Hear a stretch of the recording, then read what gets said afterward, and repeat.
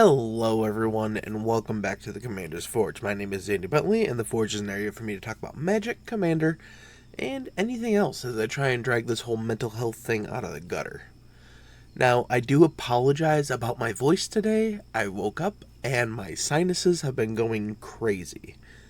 There might be a lot of pauses today, just because I can't breathe. But, that said, have you ever brewed a deck and loved it, and then changed it and not loved it? That's how I feel about my Planeswalker control deck. It started as green-black with Yumori the Collector, so that's 2 and 2 hybrid green-black for a 4/5 ooze. It has Companion, which we don't really care about here, but for its Companion clause, each non-land card in your starting deck shares a card type. As Yumori the Collector enters the battlefield, choose a card type. Spells you cast of the chosen type cost 1 less to cast.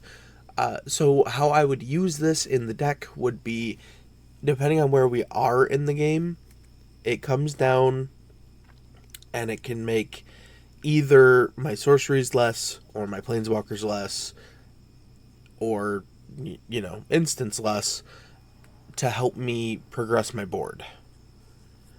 I ended up changing it to Zexara the Exemplary, which is 1 and Saltai, so black, green, blue, for a 2/3 Nightmare Hydra.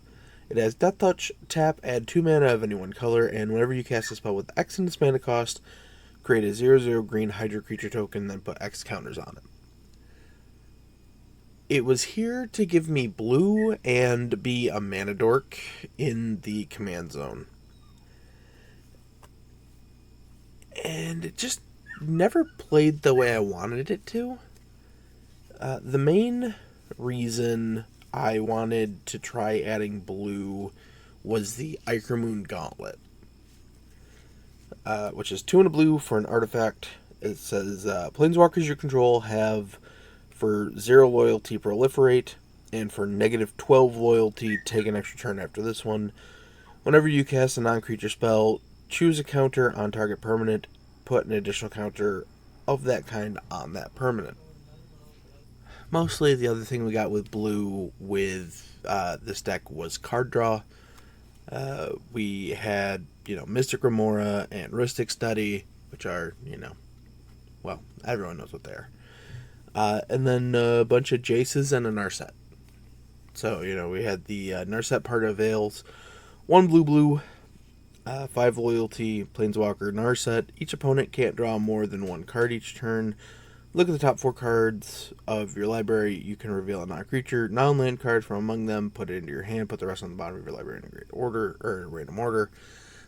This was a great card for filtering to find your next Planeswalker, but again, there was enough ways to draw cards in the base green-black deck that this just didn't matter all that much. And then the Jace of the matter, we had Baby Jace, but also the Mind Sculptor, Memory Adept, and Unraveler of Secrets. Now, let's talk about the Planeswalkers that are in the deck, that are going to remain in the deck, and I'm just going to list them.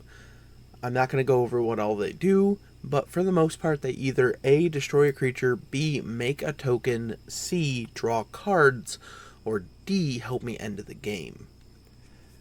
First up, we have Eugene the Ineffable, Eugene the Spirit Dragon, and Karn, Scion of Urza. Those are the only colorless Planeswalkers I have in the deck, and that's probably not likely to change. Now, in Mono Black, we have Ob Nixilis Reignited, Tevishat, Doom of Fools, Liliana of the Dark Realms, Liliana Dreadhorde General, and Vraska Betrayal's Sting. In Mono Green, we have I don't know if you call it Garruk or Garruk, but Garruk Primal Hunter, Garruk Wild Speaker, Renin 7, Renin Realmbreaker, Vivian Reed, Nissa Who Shakes the World, Nissa Ascended Animist, Nissa Worldwaker, Nissa Vital Force,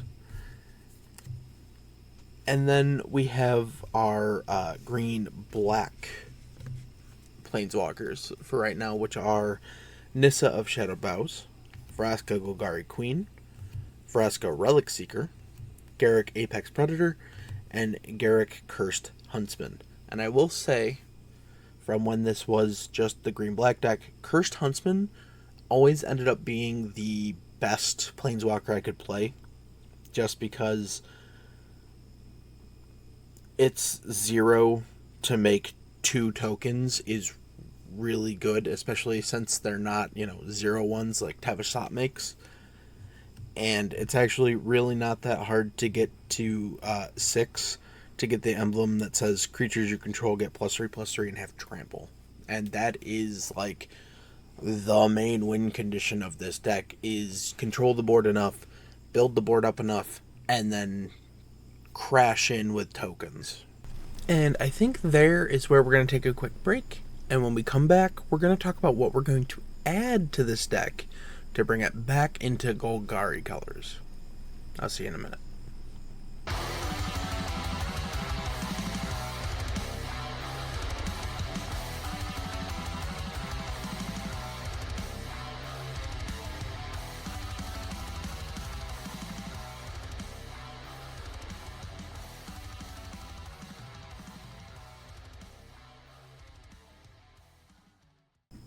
And we are back.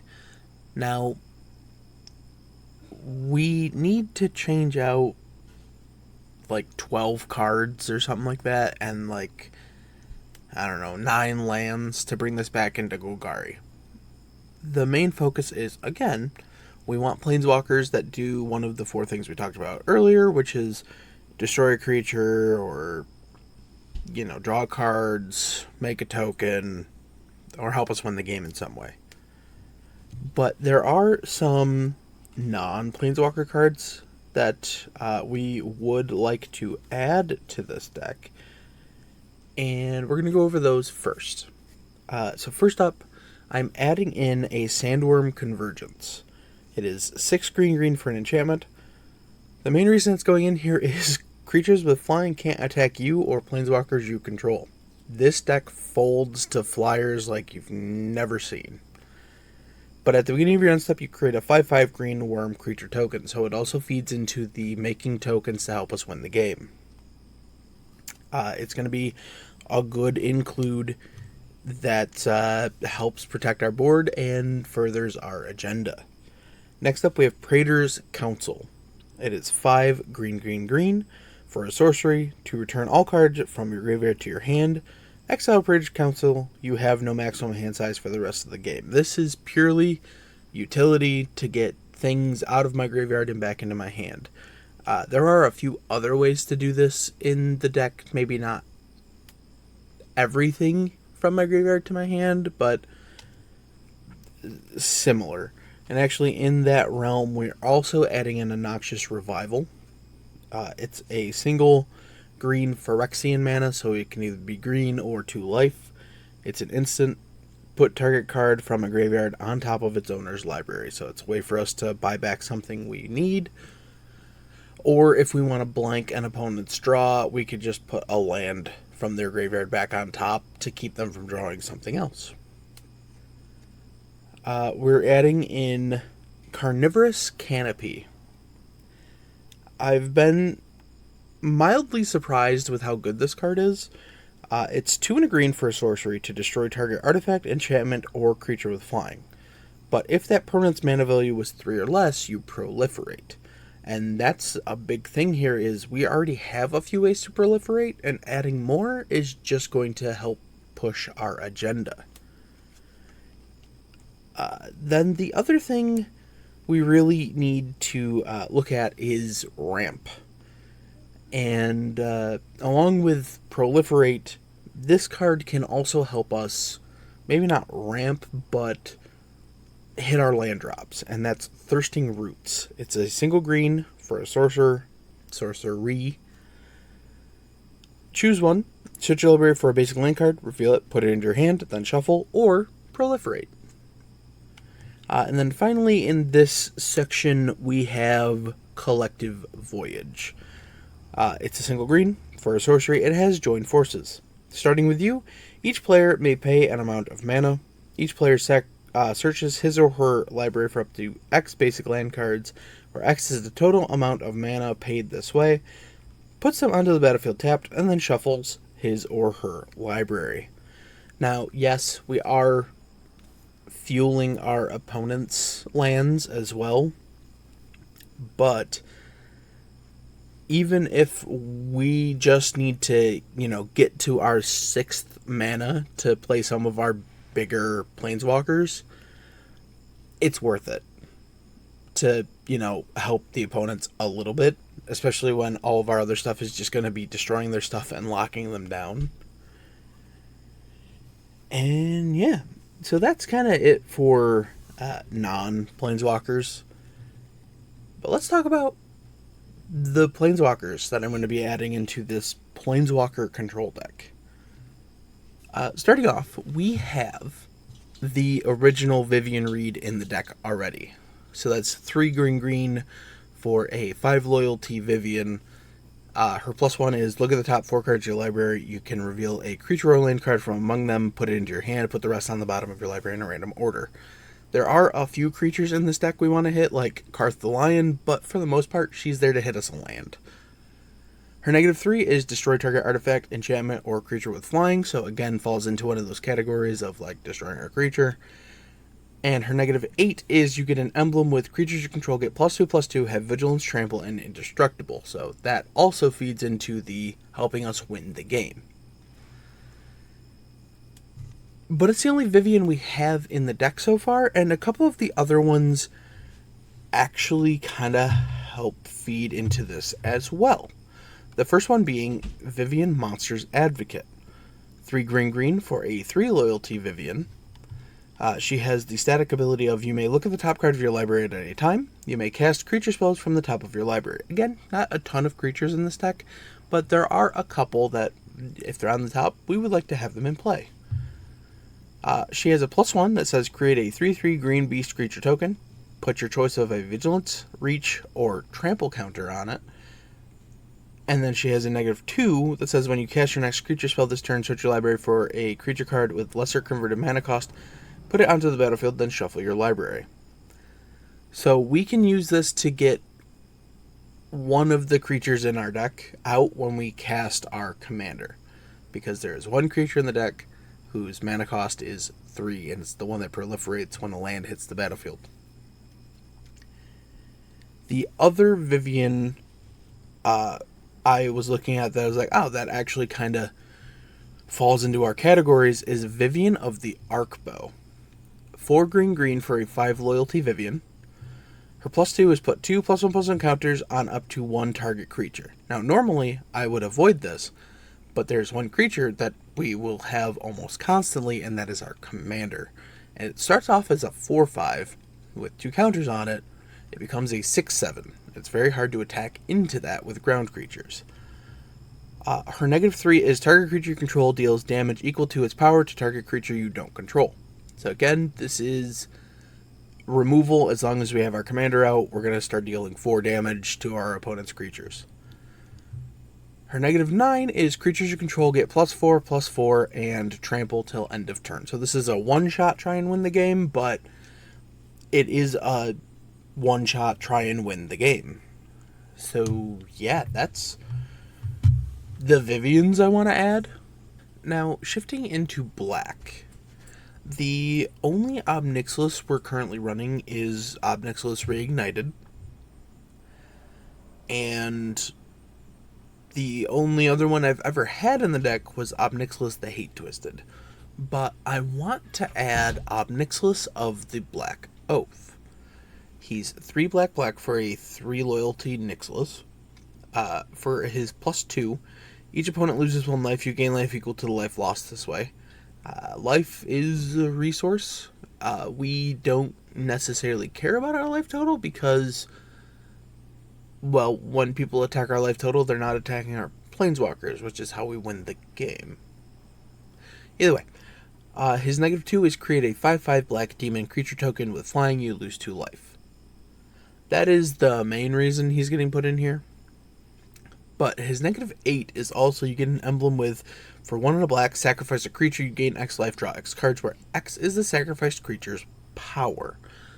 And as we know, we're going to be creating lots of tokens and then finding ways to pump those tokens. So if we can get Omnixilus's emblem, we're set. We're just never going to lose the game to life loss. And we're just going to keep churning out tokens.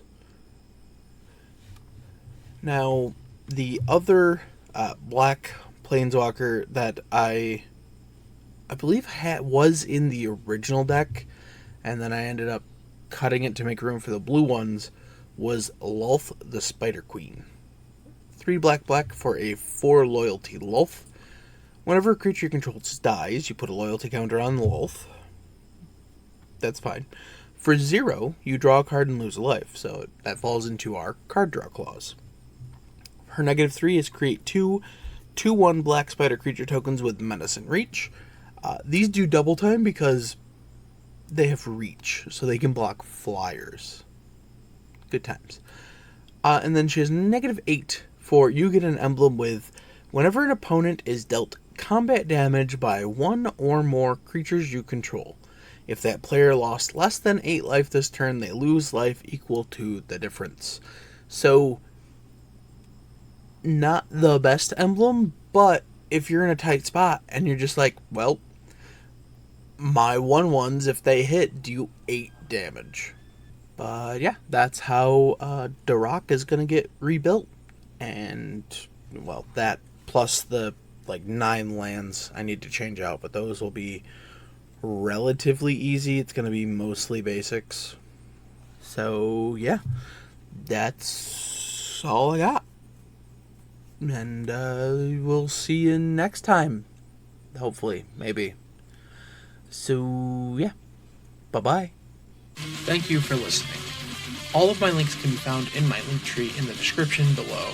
I would like to thank Ian Foss and Cody Mulvey of the band The Crypt for allowing me to use music for my opening and ending, along with Nate and Erica Jacobs for making my original logo.